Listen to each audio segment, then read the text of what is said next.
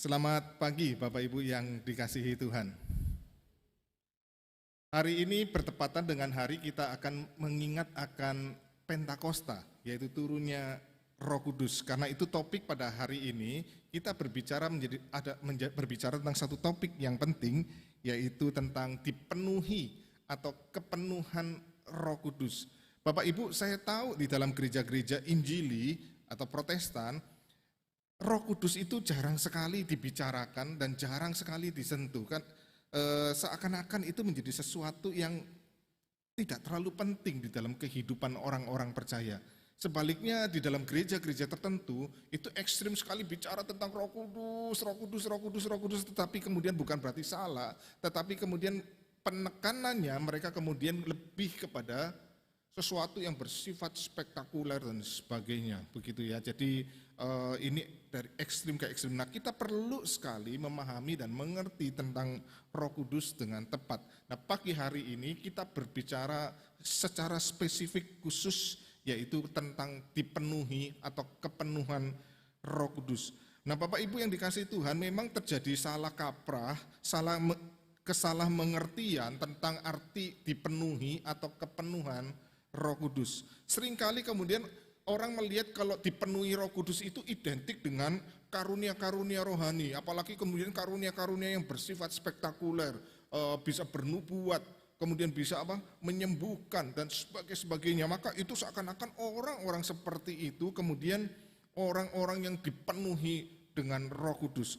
Tetapi Bapak Ibu yang dikasihi Tuhan, karunia-karunia rohani itu tidak identik dengan kepenuhan Roh Kudus. Itu yang kita harus mengerti. Kalau kita melihat misalnya jemaat di Korintus, itu jemaat yang punya karunia-karunia rohani yang paling banyak dibandingkan dengan gereja-gereja yang lain. Tetapi gereja Korintuslah gereja yang paling sering berantem. Di gereja Korintuslah moralitas dari jemaat itu begitu bobrok sekali. Bahkan sampai ada jemaat yang tidur sama mama tirinya sendiri. Gila enggak Bapak Ibu ya? Yang kemudian Paulus sampai begitu marah dan berkata apa? Orang-orang yang enggak percaya Tuhan aja tidak pernah melakukan hal seperti ini, tetapi justru itu terjadi di dalam gereja. Jadi jemaat yang penuh dengan karunia-karunia, tetapi jemaat yang juga paling bobrok di dalam gereja. Maka karunia-karunia rohani tidak menunjukkan atau identik dengan orang itu dipenuhi dengan Roh Kudus. Nah, kita sering salah memahami dan kemudian kita melihat, wah ini orang hebat khotbahnya, wah ini orang kemudian ini hebat bisa kesembuhan dan sebagainya. Ada yang bisa mengusir setan, wah seakan-akan ini orang yang dipenuhi Roh Kudus. Tidak. Ya. Saya sebagai hamba Tuhan harus terus-menerus saya selalu ngomong apa? Saya gentar Bapak Ibu. Mungkin orang bisa ngomong, wah musuh khotbahnya bisa bagus, misalnya bisa ya misalnya. Tapi seringkali kemudian saya menyadari justru hamba-hamba Tuhan yang pintar mengkhotbahkan tetapi tidak pintar untuk melakukan apa yang dia khotbahkan. Itu menjadi sesuatu kegentaran tersendiri dan tidak identik kalau saya ada di atas mimbar ini bisa khotbah, itu identik saya dipenuhi dengan Roh Kudus, ya. Kemudian orang mengidentikan dipenuhi Roh Kudus itu dengan orang-orang yang punya bisa melakukan hal-hal yang spektakuler, hal-hal yang luar biasa, mujizat-mujizat, kesembuhan-kesembuhan. Tidak identik sekali lagi.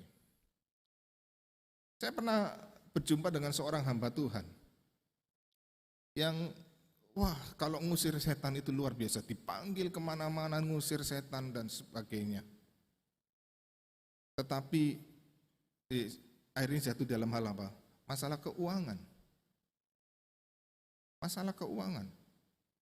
Jadi tidak identik seseorang dengan bisa melakukan hal-hal yang spektakuler, itu kemudian dia dipenuhi Roh Kudus. Nah, seringkali kemudian celakanya kemudian kita lebih menekankan kepada performa, lebih penekanan kita kepada kuasa dan kecenderungan kita melihat daripada Roh Kudus itu kemudian kita identikan cuma dengan kuasa. Ya, tidak heran kemudian orang melihat Roh Kudus itu seperti sebuah gelas, ada yang gelas isinya kosong, ada yang gelas isinya setengah, ada yang gelas isinya penuh, ya. Bapak Ibu, seringkali kemudian kita melihat Roh Kudus itu seperti itu. Nanti ada Roh Kudusnya kosong di dalam diri kita, ada yang setengah, ada yang penuh. Maka kemudian kita melihat seakan-akan Roh Kudus itu bukan sebagai satu pribadi, tetapi hanya sebagai satu kuasa saja di dalam diri orang percaya. Padahal Alkitab, kalau kita mau melihat, menempatkan ya Roh Kudus sebagai pribadi yang ketiga dari Allah Tritunggal. Nah, pribadi itu apa? Pribadi atau person itu orang itu punya pikiran, punya perasaan, punya kehendak. Artinya Roh Kudus itu bukan it ya, bukan benda, bukan kuasa, tapi dia sebagai sebuah pribadi dari Allah ya, pribadi yang ketiga dari Allah Tritunggal. Maka pribadi dari Roh Kudus ini itu maha hadir. Makanya kemudian kehadiran di dalam diri orang percaya bukan seperti sebuah gelas yang setengah isinya atau penuh atau kosong, bukan. Ya, Roh Kudus hadir dalam pribadi yang utuh di dalam diri kita sebagai orang-orang percaya. Makanya ketika kita percaya di dalam Efesus pasal pertama, itu kemudian kita dimeteraikan dengan Roh Kudus, yaitu Roh Kudus tinggal di dalam hati kita, tinggal di dalam diri kita, orang-orang percaya. Berapa tinggalnya? Setengah? Seperempat? Penuh? Enggak. Dia pribadi yang utuh, yang tinggal di dalam diri kita. Mungkin kita juga bingung, loh, kalau pribadi yang utuh, bagaimana kemudian Roh Kudus juga tinggal di dalam diri orang lain yang percaya juga? Apakah pribadinya dipecah-pecah? Enggak. Dia pribadi yang maha hadir. Dan pribadi yang maha hadir ini hadir di dalam diri kita itu secara utuh sebagai pribadi. Jadi Bapak Ibu, waktu kita mengerti Roh Kudus bukan cuma kuasa, tapi dia sebagai pribadi, maka dia hadir dan tinggal di dalam diri kita sebagai pribadi yang utuh, maka kemudian kita tidak bisa melihat kemudian arti kepenuhan Roh Kudus cuma dengan kuasa, bukan. Maka disinilah kita perlu sekali memahami apa arti dari dipenuhi atau kepenuhan Roh Kudus. Bapak Ibu yang dikasihi Tuhan, memang ada perbedaan antara perjanjian lama dengan perjanjian baru. Ada keunikan tersendiri, tetapi nanti saya akan jelaskan sedikit.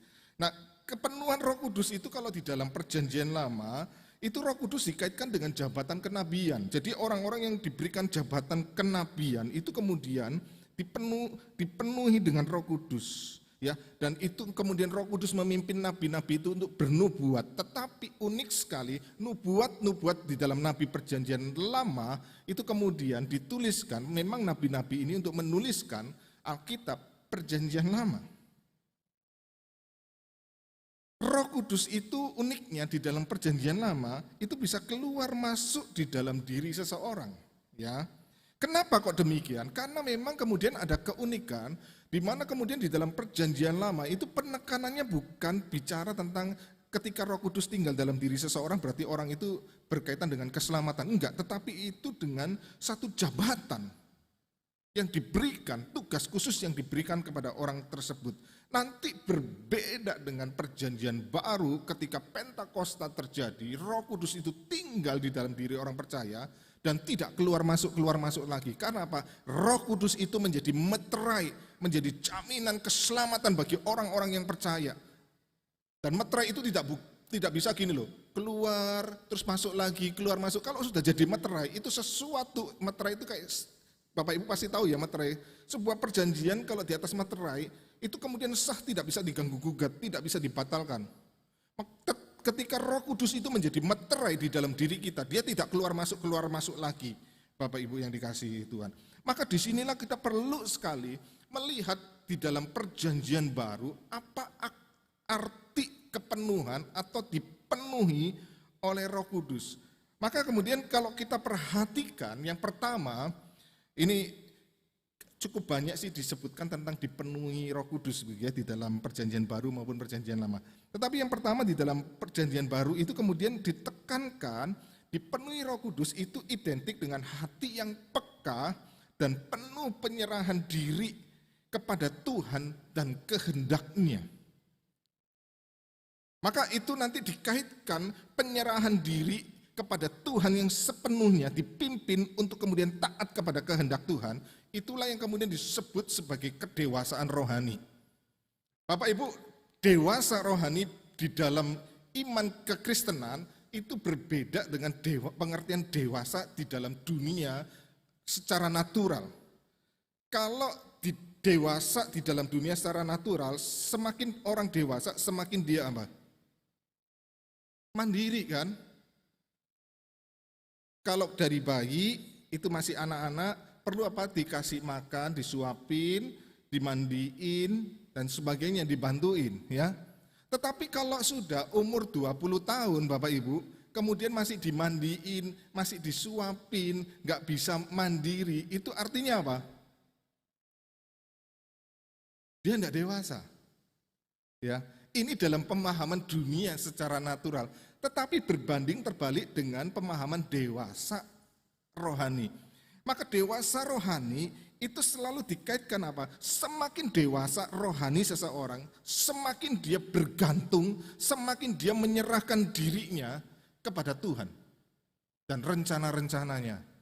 Maka orang yang dewasa rohani semakin di dalam iman Kristen itu adalah bukan semakin mandiri dan semakin tidak bergantung sama Tuhan, bukan. Justru itu menggambarkan keberdosaan kita kalau kita tidak bergantung sama Tuhan.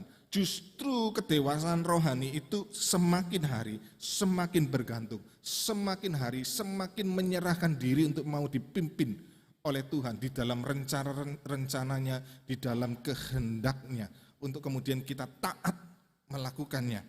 Maka Bapak Ibu yang dikasihi Tuhan, itulah pemahaman arti dipenuhi oleh Roh Kudus. Dan nanti kemudian orang yang semakin menyerahkan dirinya dipimpin oleh Tuhan, dipimpin oleh Roh Kudus, itu akan memunculkan pada akhirnya karakter-karakter yang dewasa. Ya, kasih, sukacita, damai sejahtera, kesabaran, kemurahan, kebaikan, kelemah lembutan, penguasaan diri. Ya, lihat, itu karakter-karakter yang semakin hari kalau itu muncul, semakin dewasa, dan ciri kedewasaan rohani seseorang itu akan nampak di dalam karakternya. Kalau menjadi orang Kristen 20 tahun ikut Tuhan, tidak sabaran. Semakin hari semakin tidak sabaran. Belum dewasa. Kalau jadi anak Tuhan, semakin hari semakin pelit, tidak semakin murah hati. Itu tidak dewasa.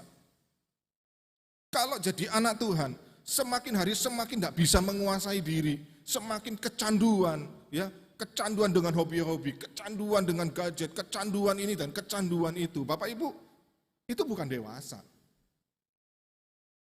Semakin hari semakin sulit untuk kemudian apa? Saling mengampuni. Ya nggak dewasa. Terus hidup di dalam kepahitan. Menunjukkan apa? Ketidakdewasaan kita. Makanya kemudian orang yang dipenuhi Roh Kudus itu selalu kemudian nanti gambaran identiknya itu adalah karakter. Makanya kenapa Alkitab itu menekankan karakter itu sedemikian pentingnya, luar biasa. Bapak Ibu yang dikasihi Tuhan, misalnya kita lihat di dalam Kisah Rasul pasal 6 ayat 3. Karena itu saudara-saudara, pilihlah 7 orang dari antaramu yang terkenal baik dan yang penuh roh dan hikmat, supaya kami mengangkat mereka untuk tugas itu. Ini adalah Kisah Para Rasul pasal 6 berkaitan dengan pengangkatan jabatan diaken. Dikatakan orang yang penuh roh, maksudnya apa? Orang yang peka terhadap kehendak Tuhan. Orang yang mau kemudian tunduk di dalam rencana Tuhan.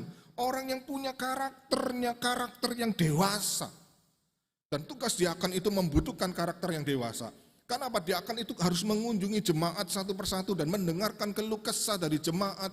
Dan ketika mendengarkan keluh kesah dari jemaat, itu karakter yang dewasa apa? Tidak bocor mulut. Kalau karakternya nggak dewasa, jadi gunjingan ngomong, orang itu kayak gini. Jadi sebar orang jadi gosip. Makanya saya selalu sering ngomong apa, gosip itu kemudian merusak Bapak Ibu. Tidak pernah gosip itu tidak merusak, ngomongi orang di belakang. Dan gosip itu menunjukkan apa? Ketidakdewasaan di dalam karakter. Dan itu penting. Salah satu contoh Bapak Ibu. Mereka harus penuh dengan Roh Kudus, orang punya karakter, menjadi diaken yang memperhatikan, harus punya karakter yang murah hati. Melihat orang di dalam pergumulan, kesulitan kehidupan, kemiskinan, tapi pelit. Kejam hatinya, dingin. Tidak ada kasih. Ya bagaimana kemudian dia bisa menjalankan? Yang terjadi adalah apa? Nanti kalau ngunjungin orang, menghakimi orang. Nanti lihat orang kesulitan, memang kamu males. Kamu nggak mau kerja, orang lagi kesusahan dibilang males, tambah down Bapak Ibu. Nanti kalau ngunjungi orang sakit, dia ngomong apa? Ini kamu nggak bisa jaga makan, makanya kamu itu sakit, sebentar lagi mati. Loh, kan celaka Bapak Ibu, kalau cara mengunjungi seperti itu. Betul kedewasaan rohani termasuk, dan kemudian dikatakan hikmat berkata-kata dengan pas, dengan baik, yang menguatkan. Itu ciri orang yang dipenuhi dengan Roh Kudus. Kisah Rasul pasal 11 sama, karena Barnabas adalah orang baik, penuh dengan Roh Kudus dan iman. Sejumlah orang dibawa kepada Tuhan. Galatia pasal 6 ayat 25. Jikalau kita hidup, maksudnya hidup apa? Kita ini bukan kita yang menghidupi diri kita, tapi kita bisa hidup karena kemudian adalah pimpinan daripada Roh Kudus. Ya, maka dikatakan jikalau kita hidup oleh Roh, baiklah hidup kita juga dipimpin oleh Roh. Maka orang yang hidup oleh Roh dan dipimpin oleh Roh ini identik, maka menghasilkan buah Roh Kudus, kasih, sukacita, damai, sejahtera, kesabaran, kemurahan, kebaikan, kelemah lembutan, penguasaan diri. Sama. Ya, inilah yang menjadikan sebuah ciri seseorang yang dipenuhi dengan Roh Kudus. Orang yang peka, orang yang mau menyerahkan diri kepada kehendak Tuhan, rencana Tuhan, dan kemudian itu melahirkan dinampakkan melalui karakter-karakter yang dewasa, penuh dengan Roh Kudus. Kalau Bapak Ibu lihat ini, coba kita introspeksi, kira-kira kita penuh dengan Roh Kudus enggak? Ciri yang kedua dari orang yang dipenuhi Roh Kudus, yaitu penguasaan diri dan kekudusan hidup. Bapak Ibu, Efesus 5 ayat 18 dikatakan apa? Dan janganlah kamu mabuk oleh anggur, karena anggur menimbulkan hawa nafsu. Tetapi hendaklah kamu penuh dengan Roh Kudus. Mabuk, kecanduan, alkohol dibandingkan dengan apa? Penuh dengan Roh Kudus. Artinya apa? Ini berbicara tentang penguasaan diri. Ini berbicara tentang kekudusan hidup. Efesus 4 ayat 30 ditegaskan begini. Dan janganlah kamu mendukakan Roh Kudus Allah yang telah memeteraikan kamu menjelang hari penyelamatan. Jangan mendukakan Roh Kudus. Ini bicara konteks apa? Untuk hidup di dalam kekudusan. Maka selalu Bapak Ibu, ciri daripada orang yang dipenuhi dengan Roh Kudus adalah orang yang mampu mengendalikan dirinya, mengendalikan hawa nafsunya, mampu untuk menguasai diri, tidak diikat, diperhamba, diperbudak oleh sesuatu yang ada di dalam dunia ini. Dan orang yang kemudian mampu mengendalikan diri adalah itu ciri daripada orang yang kemudian apa? Dipenuhi Roh Kudus. Orang yang mampu mengendalikan diri, dia mampu untuk kemudian apa? Menahan diri dan kemudian hidup di dalam kekudusan. Bapak Ibu yang dikasihi Tuhan, ini adalah ciri daripada orang yang dipenuhi Roh Kudus. Orang yang tidak mampu untuk mengendalikan kecanduan-kecanduannya, jelas dia bukan dipenuhi dengan Roh Kudus. Walaupun dia pintar khotbah, walaupun dia pintar melakukan ini dan itu, walaupun dia bisa melakukan mujizat-mujizat, ya. Makanya tidak heran Bapak Ibu yang dikasihi Tuhan, kita diperlihatkan hamba Tuhan yang begitu hebat, luar biasa. Tetapi pada akhirnya banyak yang mengalami kejatuhan dalam dosa. Ada yang persoalan uang, ada yang persoalan apa? melakukan pelecehan seksual, itu hamba-hamba Tuhan yang banyak sekali, yang hebat-hebat, yang besar-besar. Bahkan ada hamba Tuhan yang punya jemaat itu sampai 100.000 lebih. Bayangkan, punya jemaat 100.000 lebih, tapi akhirnya jatuh di dalam dosa pelecehan seksual.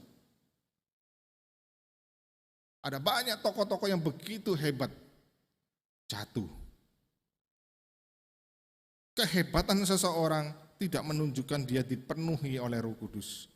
Oh, dipenuhi Roh Kudus adalah orang yang mampu mengendalikan hawa nafsunya, mau mampu untuk tidak diperbudak dengan kecanduan-kecanduan. Kecanduan itu enggak harus kecanduan narkoba, ada yang kecanduan nonton, kecanduan gadget, ada yang kecanduan belanja, ada yang kecanduan macam-macam ya Bapak Ibu dengan hobi.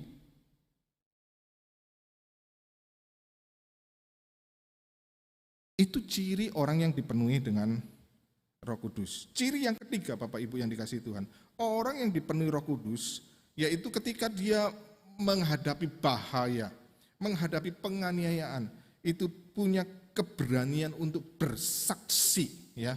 Itu menjadi ciri orang yang dipenuhi dengan Roh Kudus. Saya pernah mendengarkan kisah waktu mengunjungi salah seorang jemaat yang papanya meninggal, kemudian dia bersaksi, dia kerja sebagai tukang becak.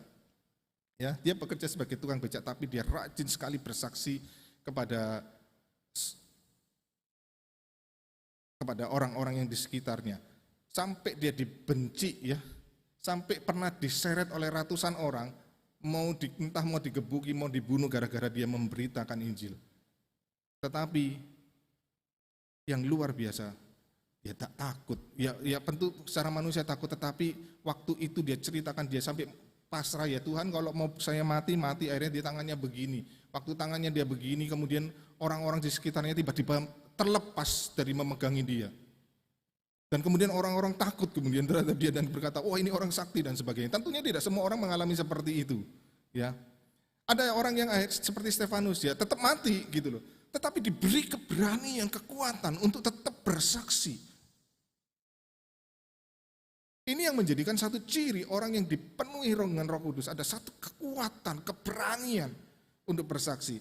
Di dalam Kisah 4 ayat 8, ketika Petrus itu ditangkap oleh mahkamah agama, ya, maka Petrus dikatakan, maka jawab Petrus penuh dengan Roh Kudus. Dan kemudian Petrus berkata selanjutnya, dia berkhotbah di tengah-tengah mahkamah agama itu, ya, penuh dengan Roh Kudus, dan kemudian dia berani berkata-kata, bersaksi tentang Tuhan Yesus. Kisah 4 ayat 31 kemudian dikatakan ketika Petrus itu sudah balik, ya, dari mahkamah agama, mereka dipukulin, ya, Petrus dipukulin, dan kemudian dia balik dan jemaat melihat Petrus dan bersuka cita. Tetapi juga ketika mereka mulai melihat jemaat mula-mula ini bahwa karena iman itu bisa mengalami penganiayaan, jemaat juga menjadi takut dan mereka berdoa. Dan dikatakan, dan ketika mereka berdoa, goyanglah tempat mereka berkumpul itu, dan mereka semua penuh dengan Roh Kudus. Yaitu apa? Lalu mereka memberitakan firman Allah dengan berani. Orang yang dipenuhi dengan Roh Kudus, dia berani menyatakan imannya, walaupun kadang-kadang konsekuensinya tidak mudah. Tentunya kita juga memberitakan Injil juga harus bijaksana, bukan berarti ngomong gini kita sembarangan gitu ya, tanpa hikmat. Tetapi ketika betul-betul karena kita itu memberitakan firman Tuhan, dan kemudian orang kemudian menganiaya. Saya tahu ada orang-orang yang kemudian gara-gara dia percaya kepada Tuhan dan menyatakan imannya di tengah-tengah keluarganya, ada yang sampai diusir, ada yang kemudian hak warisnya dicabut, ada yang diancam mau dibunuh. Tetapi mereka tetap teguh di dalam iman mereka. Itu orang yang dipenuhi dengan Roh Kudus. Maka Bapak Ibu yang dikasihi Tuhan, saya harapkan kita memahami dengan tepat arti dipenuhi dengan Roh Kudus. Tidak ada bicara tentang hal-hal yang bersifat spektakuler. Tetapi ini berbicara tentang apa? Kehidupan yang mau dipimpin oleh Tuhan. Kehidupan yang mau terus bertumbuh di dalam karakter-karakter yang dewasa. Ini berbicara tentang apa? Tentang bagaimana kemudian kita hidup semakin hari hidup di dalam kekudusan. Hidup di dalam apa? Keberanian untuk menjadi saksi di tengah-tengah dunia ini. Itulah ciri-ciri orang yang dipenuhi Roh Kudus. Maka Bapak Ibu yang dikasihi Tuhan, menjadi sebuah pertanyaan yang penting. Kalau demikian, kira-kira hidup kita ini dipenuhi Roh Kudus atau tidak?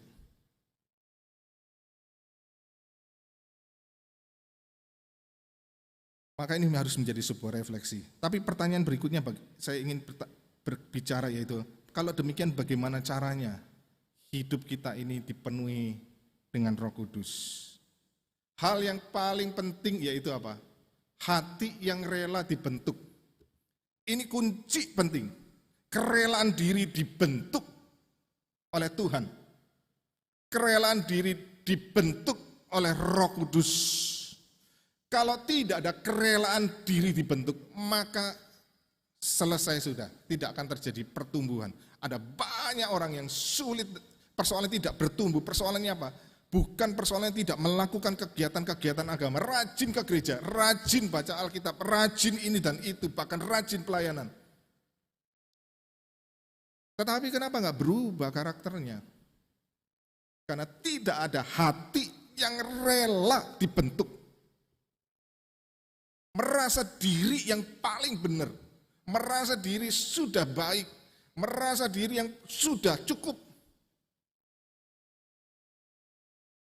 Makanya Bapak Ibu, hal yang paling penting dalam hidup ini adalah hati yang rela dibentuk. Melalui apa Roh Kudus itu bekerja? Melalui firman. Kenapa banyak orang mendengarkan firman tapi tidak berubah? Karena selalu mendengar firman, pertama, bukan untuk mendengar, tapi untuk mengkritik apa yang dikhotbahkan. Yang kedua, bukan untuk diri, tapi selalu mikir, firman ini cocok ya untuk si A, si B, si C, si A, ini cocok. Gak pernah untuk diri. Ya. Itu bersumber dari mana? Hati yang tidak rela sebenarnya. Kita bisa seakan-akan mendengar setiap minggu kebenaran firman Tuhan. Tapi pertanyaan, apakah bertahun-tahun kita mendengar firman, hidup kita berubah enggak? Melalui apa kemudian kita dibentuk? Melalui komunitas. Makanya komunitas menjadi sesuatu yang penting. Dan celakanya komunitas atau persekutuan seringkali sekarang ini sudah ditinggalkan di dalam gereja. Kenapa? Kita cuma datang untuk nonton acara. Acara gereja apa? Nanti Natalan acaranya apa? Kita cuma hidup untuk menjadi penonton, bukan untuk berkomunitas. Padahal proses pembentukan di dalam kehidupan kita adalah melalui komunitas. Besi menajamkan besi, orang menajamkan sesamanya. Proses pembentukan selalu melalui komunitas. Makanya kemudian gereja kita kenapa menekankan pemuritan, kelompok kecil.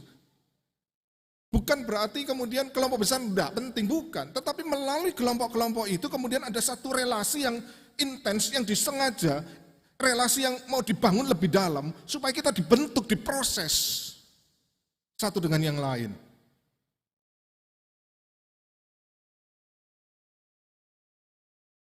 Komunitas begitu penting Bapak Ibu. Tetapi juga kemudian kita juga rela diproses melalui apa? Melalui penderitaan dan kesulitan. Tuhan izinkan kesulitan, penderitaan datang dalam hidup kita. Untuk apa? Bukan Tuhan jahat. Selalu Tuhan berkata apa? Untuk mendatangkan kebaikan bagi orang-orang yang dikasihi, yaitu kita orang-orang percaya. Penderitaan menjadi proses dalam hidup kita. Jujur, hidup yang lancar semua, seringkali kemudian menjadikan orang tidak menjadi dewasa. Coba kalau kita punya anak, bayangkan Bapak Ibu. Bukan berarti kita sengaja cari-cari penderitaan, bukan ya Bapak Ibu ya.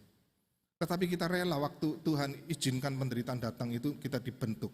Bapak Ibu perhatikan, kalau kita punya anak-anak, semua kebutuhan anak itu kita penuhi dan kemudian anak itu kemudian kita layani.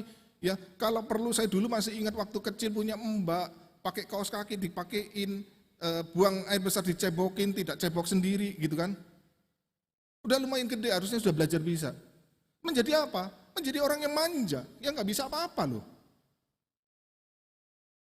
Terlalu banyak orang tua memanjakan anak, sampai anak sudah besar, nggak bisa apa-apa. Walaupun kita katakan punya harta 7 turunan tidak habis, tetapi saya katakan kalau punya anak-anak yang tidak bisa apa-apa, tidak sampai 1 keturunan sudah habis. Karena cuma anak itu akan menghabiskan. Bukan berarti kita kemudian keras, menjadi menyiksa anak, bukan poinnya, bukan di situ Bapak Ibu. Tetapi bagaimana melatih anak-anak untuk kemudian belajar, membentuk kehidupan dan mengerti, oh hidup ini ada kesulitan-kesulitan dan belajar melalui kesulitan-kesulitan. Anak yang terlalu dimanja, anak itu akan jadi rusak. Ya, saya pernah menonton sebuah acara Oprah Winfrey ya waktu itu berapa 15 tahun yang lalu mungkin ya, 15 atau 20 tahun yang lalu. Kemudian di wawancara itu ada 2 orang anak remaja. Ini anak orang sangat kaya raya. Bayangkan anak usia remaja, kemudian ditanya, kamu punya kartu kredit? Punya. Siapa yang kasih? Papa mama. Berapa limitnya? Ditanya berapa limit kartu kreditnya? Unlimited.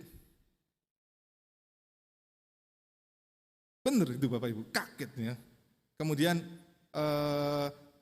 anak sudah remaja, dia bisa beli mobil mewah. Bisa beli mobil Humvee ya. Yang gede itu, yang harganya mahal. Punya mobil-mobil remaja, punya mobil-mobil mewah. Kemudian seorang ahli kejiwaan juga diundang di dalam acara itu dan dia berkata begini sama orang tua, kamu sedang menciptakan monster-monster. Betul loh. Dan kadang-kadang Tuhan kita itu orang tua yang baik. Mungkin kita merasa waktu kita hidup dalam kesulitan dan penderitaan, kita marah sama Tuhan. Kenapa Tuhan kau jahat, engkau gak baik? Enggak, orang tua yang baik kadang-kadang mengizinkan anak-anak itu mengalami kesulitan untuk dia belajar. Anak-anak yang sudah terbiasa melewati berbagai macam kesulitan di dalam hidup. Bukan kita sengaja mencari itu ya, nyiksa anak dan sebagainya. Bukan disiksa, bukan. Tetapi mengizinkan anak-anak mengalami tantangan dan kesulitan. Saya ketemu ada orang tua ya, kasih anaknya apartemen untuk mengelola apartemen punya papanya. Mengelola apartemen papanya, terus anak itu cuma dikasih modal berapa? Kita berpikir modalnya ratusan sampai miliaran. Enggak, dikasih modal papanya cuma 10 juta dan kemudian papanya ngomong kamu harus kelola dengan 10 juta semua gaji pegawai kamu bayar. Saya kasih modal 10 juta. Anak marah sekali sama papanya. Papa ini apa-apaan gitu loh. Masa saya disuruh kerja dikasih modal cuma 10 juta. Tetapi pada akhirnya anak itu berjuang pontang-panting bagaimana cara nutupi kos dari pengelolaan apartemen itu. Dan akhirnya anak ini berhasil. Dan ketika anak ini kemudian berhasil mengelola itu dan dia baru menyadari, iya ya, kalau papa saya tidak membentuk seperti ini, saya tidak mungkin bisa seberhasil ini. Saya harap Bapak Ibu bisa memahami ya, kadang-kadang kita ini sering marah sama Tuhan ketika kita hidup dalam kesulitan dan penderitaan. Tetapi tidak pernah Tuhan itu bertujuan untuk membuat kita hidup di dalam kerusakan dan kehancuran. Ada proses yang Tuhan mau bentuk di dalam kehidupan kita melalui berbagai macam kesulitan ini. Ada hajaran, kita dibentuk melalui hajaran. Kadang-kadang kita ini nakal. Dan kadang-kadang Tuhan hajar. Ya Bapak Ibu, anak yang nakal ya harus diajar. Dan celaka banyak orang tua terlalu overprotective sama anak. Anak seharusnya dihukum, malah dilindungi. Banyak anak-anak yang nakal mukul temannya di sekolah. Papa mamanya jadi bemper, mau apa? Apa enggak merusak? Makanya di sekolah itu paling banyak terjadi bullying. Karena apa? Papa mamanya jadi memprotek, melindungi anak, padahal anak salah, dia harus belajar minta maaf. Dia harus belajar menyadari kesalahannya. Dan celakanya banyak orang tua didik anak-anaknya, kemudian kalau pukul muka papanya masih kecil, terus kemudian, kamu baik ya anak baik, loh itu namanya ngaco Bapak Ibu. Dia pukul, ya harus diajari, tidak boleh ya. Walaupun bukan dipukul balik anaknya. Yang salah jangan dipuji, Tapi waktunya dia melakukan hal yang baik dipuji. Nah, kita ini kebalik, ya. Anak melakukan baik nggak pernah dipuji. Makanya kita orang Tionghoa itu budaya yang paling susah. Susah apa? Susah untuk memuji. Dan anak-anak bertumbuh dengan banyak anak-anak yang bertumbuh dengan rasa tidak percaya diri, dengan harga diri yang begitu rendah. Karena tidak pernah dipuji. Atau ekstrim yang lain, apa-apa dipuji, sampai melakukan kesalahan pun dipuji. Itu juga nggak benar Bapak Ibu ya. Jadi Tuhan itu membentuk kita melalui apa? Ya juga melalui hajaran, melalui teguran. Dan itu sebuah proses di dalam hidup kita. Ada banyak hal yang terjadi dalam hidup saya, termasuk kemudian saya sakit kencing manis, umur 33 saya kena. Saya berpikir kenapa ya, saya 7 bersaudara, saudara-saudara saya tidak ada yang kena, kok saya? Gitu ya. Tapi saya menyadari nggak apa-apa, itu proses yang Tuhan berikan apa? Tuhan mau menghajar kesombongan saya menjadi orang yang sangat keras sekali. Saya orang yang sangat keras, orang yang sangat sombong, tapi justru melalui sakit itu saya menyadari apa? Ada banyak hal yang kemudian saya harus hidup bergantung dan meletakkan kesombongan dan gengsi-gengsi itu.